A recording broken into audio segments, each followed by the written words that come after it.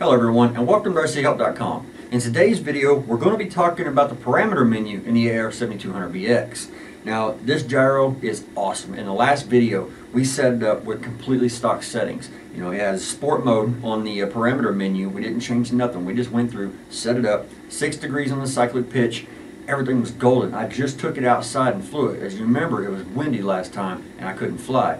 Today, nice and calm, I went out, I did a test flight, and it was perfect. Now, I'm going to show you guys how to go into the parameter menu and adjust some of your settings so that you can get your flying style into the helicopter. I'm even going to show you guys how you can set it up with your radio so that you can do your dual rate and expo in your radio and set it to your flying style just by flipping a switch of preset menus that you already have programmed in. So let's go ahead and dive up close. I'll show you guys how to get into this parameter menu. Alright, as you can see, I've already got the gyro initialized. Everything's going. I've got my radio turned on. Everything is bound, and it's working with the radio. Now, in the parameter menu, there's only 8 menus, unlike the 14 that's in the setup menu. To get into your parameter menu, you're going to push and hold the button until the A starts flashing, and then you're going to release it. You're not going to wait for it to go solid like you did for the setup menu. So we'll just push it. It's flashing. We'll just let it go. Now we're in parameter menu A. Now, parameter menu A is your swash plate cyclic center adjustment. Alright, now one thing to remember is never use your transmitter's trims with this AR7200BX. It's going to mess it up, guys. Just don't do it. You do everything in this gyro. Now, what menu point A is going to do is going to allow you to set your servo centers so that if you're doing a pirouette and it's kind of bobbing around and it's moving as you're doing the pirouettes, you'll go in here and you'll adjust your settings. Now, the way you adjust this, now it's going to move the swash plate very, very little, and that's what you want. You want to make small adjustments at a time. But it's real easy to get into this menu. Say, you know, we need to add some aileron. Well, we'll just move the aileron. As you can see, the aileron's moving. If we need elevator, we can move some elevator. Alright. Now, if you were sitting there talking to a buddy and you had this thing held down and you know you got it in a position where you didn't like it, you can wipe your menu clean, go back to where you started just by hitting the rudder stick. That's it. That resets everything back to where it was.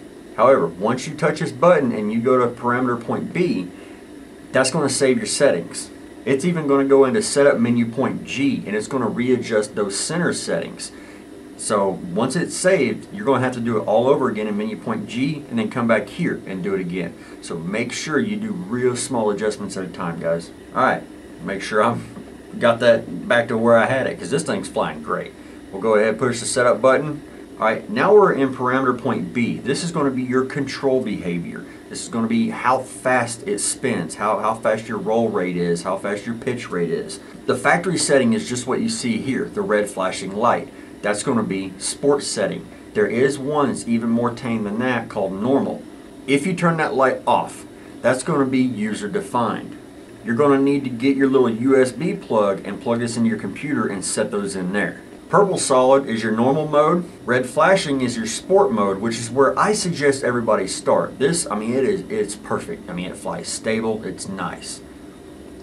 Red solid is going to be your pro setting. It's going to give you a little faster pitch and roll rates, a little faster piro rate. Then you've got blue flashing, which is extreme. This, I mean, it's going to basically max everything out. It's going to flip as fast as it possibly can. And then here, a lot of questions on this. We'll go over to blue solid, and this turns it over to the transmitter. This means we can go in here to dual rate and expo, and we can set our own dual rate and expos. Basically, at 100% dual rate, you're going to have what the extreme is going to give you. And then you can have another switch by flipping a switch, and that's going to bring you down to 85% dual rate. And you can have another position that's going to be 70% dual rate to slow it down even more. I'm going to leave mine right there because I'm going to play with the radio and I'm going to get this gyro right where I want it. Alright, we'll push the setup button once again. We'll go into parameter C. Parameter C is going to be your swash plate pitching up compensation. Basically what you want to do is you want to go into fast forward flight, and as you're flying along you just want to pitch up as fast as you can and then pitch down. You're going to want some negative in here, and what you're looking for is seeing if this tail boom is staying right where it's supposed to. It's staying horizontal. If it's pitching up or down on the nose, then you'll go into this menu and you'll change your settings to get that pitch up or down worked out. As you can see, I've got a red solid light. That right there is the factory stock setting. That's where it's programmed from the factory. Again, we have off, which is user defined. You're going to need your USB adapter. Then we have purple solid, which is very low, red flashing, which is low, red solid, which is medium, and it's the factory setting again. Then we got blue flashing, which is high, and then blue solid, which is very high. Mine, I'm not noticing any pitching up, so I'm going to go ahead and I'm going to leave it on red solid. Click the setup button again. We'll go into parameter menu D, which is your tail heading lock gain. This is going to be, if you're flying in some kind of wind and you're doing a pirouette, this is going to keep your tail pirouetting at the same rate. For me, I've never had a problem. I'm not much of a Piro guy. I'm not a 3D guy. I leave mine right where the factory sets it on this. And again, go over here, we got off, which is user defined. You gotta have your USB. We've got purple solid, which is very low, red flashing, which is low, red solid, which is medium, that's your factory setting. Then you got high and very high. Like I said, I'm gonna leave mine on red solid because I'm not noticing any difference in pirouettes. It pirouettes just fine for me. Now if your tail, whenever you stop your pirouettes, if it's not quite stopping the way you think it should, take your radio and put it into rate mode and bring your helicopter up into a hover and then adjust your tail linkage rod until the helicopter has no more drift in the tail. You're going to have to go back into the setup menu and you're going to have to set your endpoints in your tail again, but that'll help the tail stop wherever you want it to stop. Alright, we'll click the setup button again.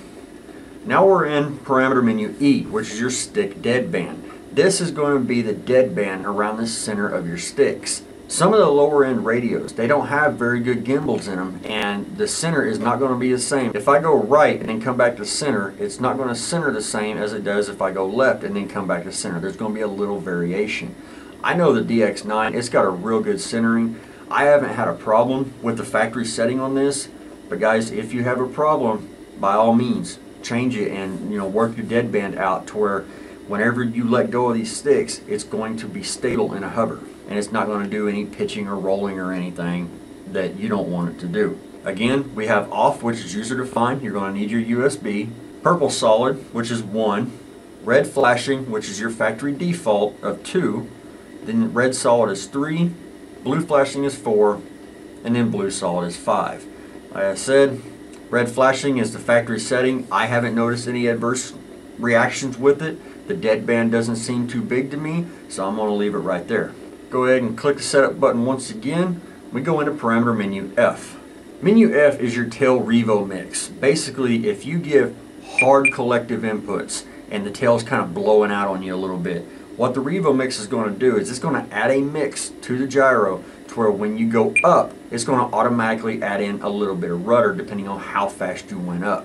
You have the Revo mix in your radio, but guys, do not use it. It'll mess everything up. What this does is it sets it in there for you. Alright, as you can see, status light's off. Off is going to be user defined. That's going to mean you're going to need your USB to set it in your program. Purple solid, that's going to be the factory default and it's turned off. No Revo mix, and this is what I suggest everybody start out with. Red flashing is going to be low normal direction. Red solid is high normal direction. Blue flashing is low reverse direction. And then blue solid is high reverse direction. Now if I bring it to where you can see the tail, try to get my stick in here as well. Whenever I go up on the throttle, you can see that there's a little bit of movement with the tail as I go up and down. I'm not moving the rudder. Alright, we'll go into red, which is high normal direction. As you can see, it reversed the direction that it's correcting in. Again, purple solid, that's where I want it, that's where I'm going to leave it. Alright, click the setup again. We'll go into parameter menu G. Parameter menu G is going to be your cyclic response.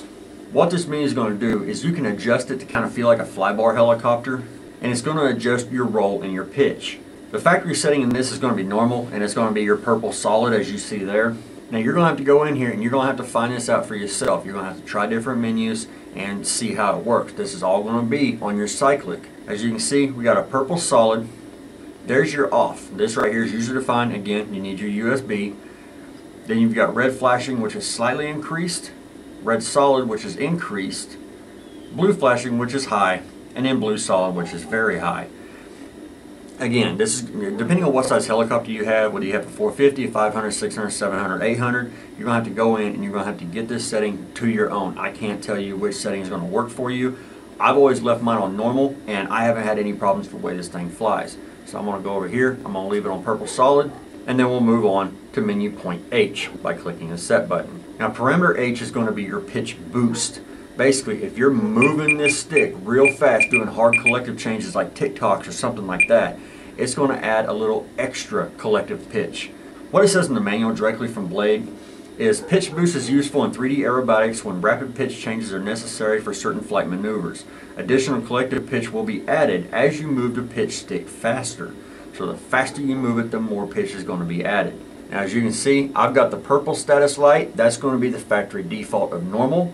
But you've also got your off, which is, again, you're going to need your USB, set it up in your program. There's your purple for normal, red flashing for slightly increased, red solid for increased, blue flashing for high, and then blue solid for very high. Now, one thing to remember, you guys can go up on this if you want, but if you have this set too high, it can and will stall the blades and the helicopter will fall out of the sky. It won't stop the blades, your motor's still going to try to keep it going, but it's going to bog it down really bad. Like I said, I've never had a problem with the normal factory setting. I'm going to leave it right there. And from there, all we got to do, click the button. Now we're in menu point I, which I forgot about. I apologize. What it is your throttle response in unloaded conditions. It's how your throttle is going to handle. Now this is going to be for the nitro guys, not the electric guys. Basically what it's going to do, you've got that disc loaded with a lot of collective pitch. When you unload that thing, this is going to set the governor so it doesn't overspeed the head. As you see, I've got a red solid light. Anything 700 or bigger, you're going to want to go to low, which is your purple solid light. Right there. Then you've got red flashing, which is moderate, red solid, which is medium, blue flashing, which is fast, and then blue solid, which is aggressive. I would not use fast or aggressive on anything because you have the chance of over revving your engine, overspinning your head, and yeah, blades fly off, catastrophic failures, helicopter hits the ground. You've also got off, which is PC set. You're going to need your USB and go into your program, set it up in there. I'm going to leave mine on low even though everything is turned off. Alright, click the setup menu again and we go to J. Parameter menu J is going to be your initial RPM spool up rate. This is how fast the helicopter is going to spool up. I've gotten used to whenever I start spooling up, these helicopters always load up and you sit here and you kind of do this number and you just kind of clean it out and then you let it spool up and you're fine. What this is going to do is it's going to tell you how fast it's going to spool up. What it says in the menu is the initial spool up rate is set in RPM per second and defines how quick the RPM increases from the point where the governor is engaged up to the final set RPM. This setting only applies when the governor activates by slowly increasing the throttle, otherwise the bailout function may activate. Like I said, it does it by RPM per second. As you can see, I've got a red flashing light. This is going to be the factory setting, and that's going to be 100 RPM per second. The purple solid is 50 RPMs per second. We'll go ahead and go past red flashing. Red solid is 200 RPMs per second. Blue flashing is 300, and then blue solid is 400 RPMs per second. And that's about as fast as it can spool up. However, you've got off. You can set it in your PC to what you want. You're going to need your USB once again. Go ahead and click the set menu, and we'll go into parameter menu K. Alright, in parameter menu K, basically this is what it reads directly in the manual. There's no better way that I can explain this to you guys. Caution, the bailout function enables the governor to bring the engine back up to speed quickly. The blade bolts must be very tight or the blades may swing back under acceleration and cause a boom strike. If the helicopter has a boom strike in the air, it will be unrecoverable and the helicopter will fall to the ground. The AR7200BX governor supports an intelligent auto-rotation bailout function. When the throttle channel value changes from below 25% to above 60% very quickly, the governor selects a faster spool up rate to compensate for a recovery from an auto-rotation or a bailout. Changing the settings in the parameter menu adjusts how aggressively the throttle increases after the bailout is activated. If this parameter is set to bailout off, the special auto-rotation bailout spool up is disabled and the default spool up behavior is used. So if you have 50 RPMs per second set in your spool up, that's how fast your bailout is going to do if you have it turned off. If you're trying to practice auto rotations, guys, set this bailout to normal or increased at least, you know, maybe even heavy if you have a good tail servo on there and a good gyro. Obviously, if you're using this, you've got a good gyro. Make sure your tail servo is good. Again, as with all the other parameters, we have a status light of off, which is set in your PC. You've got to have your USB. We have purple solid, which is your bailout off. Red flashing is smooth, red solid is normal, blue flashing is increased, and then blue solid is heavy, or the fastest bailout that you can get. Again, the normal red solid, that's where the factory setting is. That's where I'm going to leave mine, even though I'm not running a governor. Then we'll click the setup button one more time, and that reinitializes your gyro, and the parameter menu is done. Alright everyone, so I hope that kind of helps you out in how to adjust your parameter menu. Now I do apologize, I didn't realize there was all them extra menus in here. I had just updated this gyro to the, 4.0.14, which has the governor function in it.